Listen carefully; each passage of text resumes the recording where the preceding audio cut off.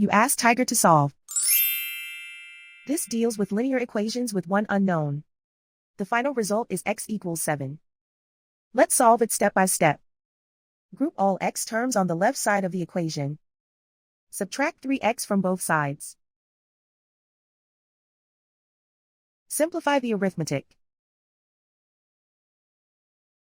Group like terms. Simplify the arithmetic.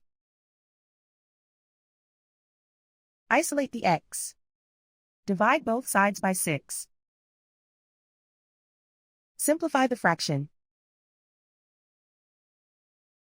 Find the greatest common factor of the numerator and denominator. Factor out and cancel the greatest common factor. And so the final result is x equals 7.